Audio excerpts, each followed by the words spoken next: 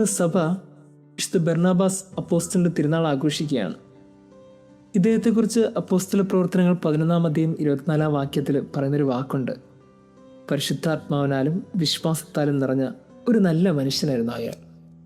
എനിക്ക് തോന്നുന്നു ഇതിനേക്കാളും നല്ലൊരു കോംപ്ലിമെൻ്റ് അയാൾക്കിനി കിട്ടാനില്ല. അത്രയും മനോഹരമായൊരു കോംപ്ലിമെൻ്റ് ദൈവത്തിൻ്റെയും മനുഷ്യരുടെയും ഇടയിൽ ഏറ്റവും നന്നായിട്ട് ജീവിച്ചതുകൊണ്ട് സ്വർഗവും ഭൂമിയും ചേർന്ന് അയാളെക്കുറിച്ച് എഴുതിയ വചനത്തിലെ വാക്കാണ്. ഈ വാക്കിന് കാര്യം എന്താണെന്നറിയോ? അദ്ദേഹം പൗലോസിനെ ഇൻട്രൊഡ്യൂസ് ചെയ്ത ആളാണ്.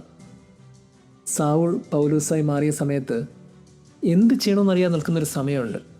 ആ സമയത്ത് ശിഷ്യന്മാരുടെ അടുത്ത് ഈ പൗലോസിനെ കൈ പിടിച്ച് കൊണ്ടുപോയി ഇൻട്രൊഡ്യൂസ് ചെയ്തത് ഈ ബർണബാസാണ്.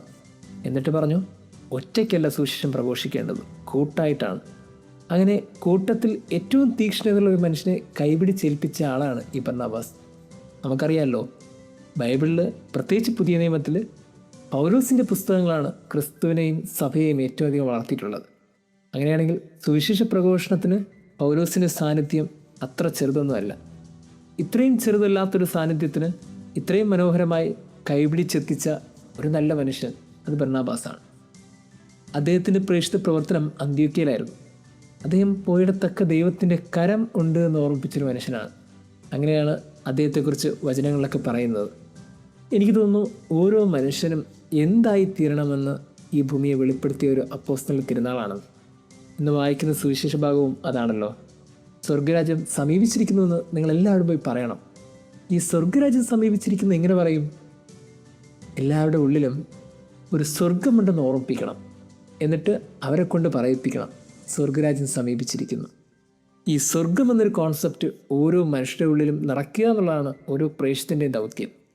നമ്മൾ മുമ്പിലിരിക്കുന്നവരെ നരകത്തിലാണെന്ന് തോന്നിയാൽ, കണ്ണീരിലാണെന്ന് തോന്നിയാൽ, നിരാശയിലാണെന്ന് തോന്നിയാൽ, ഇതൊന്നുമല്ല, നിൻ്റെ ഉള്ളിൽ സ്വർഗമുണ്ട്, അവിടെ ഒരു ദൈവമുണ്ട്, അവിടെ മാലാഖമാരുണ്ട്, അവിടെ വിശുദ്ധരുണ്ട്, നീ എന്തിനാ പേടിക്കണേ എന്ന് പറയാൻ കഴിയുന്നുണ്ടെങ്കിൽ അതാണ് സുവിശേഷ വേല. എനിക്ക് തോന്നുന്നു ഈ ഭൂമിയിൽ ഏറ്റവും നന്നായി സുവിശേഷം പ്രഘോഷിച്ചതിൽ എടുത്തു പറയാവുന്ന ഒരു പേര് അത് ബർണബാസിൻ്റെ പേര് തന്നെയാണ്. അത്രയും മനോഹരമായി അയാൾ പൗലോസിൻ്റെ ഉള്ളിൽ സ്വർഗമുണ്ടെന്ന് പറഞ്ഞ് പഠിപ്പിച്ചു. എന്നിട്ട് ആ പൗലോസിനെ മറ്റ് അപ്പോസ്തലന്മാർക്ക് പരിചയപ്പെടുത്തിയിട്ട് പറഞ്ഞു, അതെ, ഇയാളുടെ ഉള്ളിൽ സ്വർഗമുണ്ട്, നിങ്ങളുടെ ഉള്ളിൽ സ്വർഗമുണ്ട്. ഇനി നമുക്ക് ആ സ്വർഗരാജ്യത്തിൻ്റെ രഹസ്യം മനുഷ്യരോട് പറയാം, വാ. അങ്ങനെ ഈ ഭൂമിയിൽ സ്വർഗരാജ്യം സ്ഥാപിച്ച ഒരു മനുഷ്യൻ്റെ തിരുനാളാണ്. ഈ തിരുനാൾ നമുക്ക് നൽകുന്നൊരു ഓർമ്മ എന്താണെന്നറിയോ? നമ്മുടെ ഉള്ളിലും സ്വർഗമുണ്ട്. ഇനി നമ്മുടെ കൂടെയുള്ളവരുടെ ഉള്ളിൽ സ്വർഗമുണ്ടോ? ഇല്ലെന്ന് തോന്നുന്നവരുടെ ഉള്ളിൽ ഉണ്ടെന്ന് തോന്നിപ്പിച്ച് ഒരു പുതുജീവൻ നൽകാൻ പറ്റുന്നുണ്ടെങ്കിൽ നമ്മളും സ്വർഗരാജ്യത്തു നിന്ന് അകലെയല്ല, അടുത്താണ്. ദൈവം നമ്മെ അനുഗ്രഹിക്കട്ടെ.